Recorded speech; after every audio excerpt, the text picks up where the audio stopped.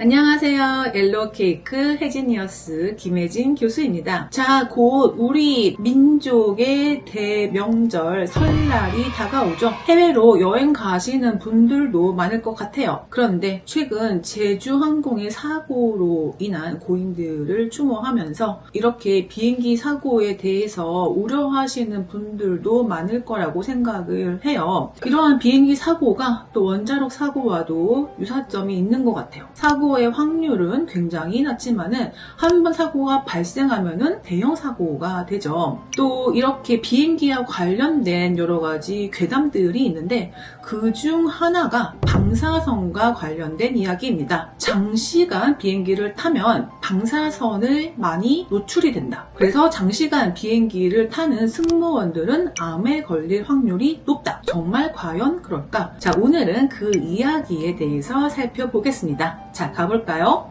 고! 2023년 대한항공에서 위암으로 숨진 객실 승무원 송모씨가 우주방사선 노출로 인한 산업재해를 인정받아서 우주방사선 폐해가 공식화된 바가 있습니다. 이를 계기로 대기권 내에서도 우주방사선이 질병을 일으킬 정도로 큰 영향을 주는지에 대해서 궁금증이 일고 있었죠. 실제 이에 대한 연구가 ICRP를 비롯한 여러 연구소에서 행해졌고 비행기를 한 번 타는 경우 전문 코드로 추정한 대표적인 새 항로의 유효 선량은 파리에서 뉴욕까지는 60 마이크로시버트, 시간당 6.8 마이크로시버트고 적도 횡단 비행 9.7 마이크로시버트, 시간당 2 마이크로시버트가 되겠습니다. 극권 경유 비행인 베이징에서 시카고 같은 경우는 82 마이크로시버트로 시간당 6.8 마이크로시버트로 측정이 되었죠. 이것을 보았을 때 선량값은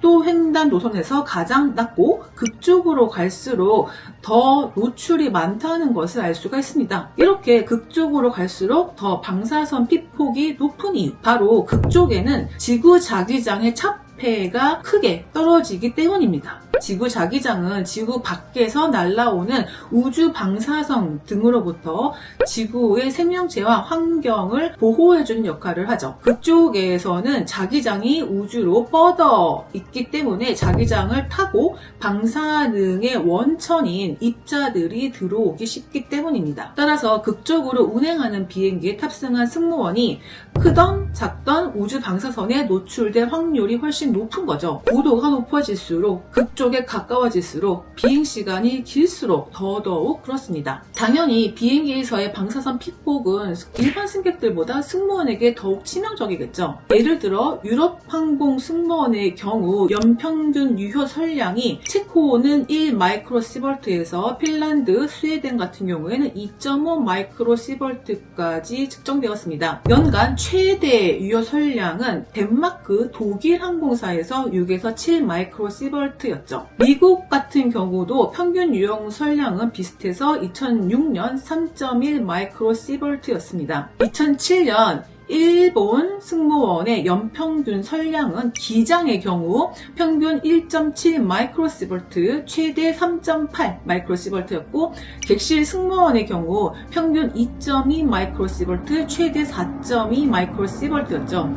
예외적인 경우를 제외하고는 항공 승무원은 연간 10 마이크로시버트 미만을 피폭받습니다. 가끔씩 항공 여행을 하는 일반 승객 같은 경우에는 비행에서 받는 우주 방사선 선량은 0.2 마이크로시버트 정도고, 이것은 우리가 평균적으로 받는 연간 자연 방사선 피폭량 4 마이크로시버트의 5%에 지나지 않기 때문에 그렇게 우려할 대상은 아닙니다. 그러나 비행 시간이 많은 이 항공 승무원이나 빈번히 여행을 하는 상용 승객이라면은 연간 3 마이크로시버트를 넘어서 피폭 당할 수 있죠. 우리나라 원전에서 종사하는 실제적인 방사선 장업 종사자를 봤을 때 비행에서의 우주 방사선 피폭량이 전혀 무시할 대상은 아니라는 것을 알 수가 있습니다.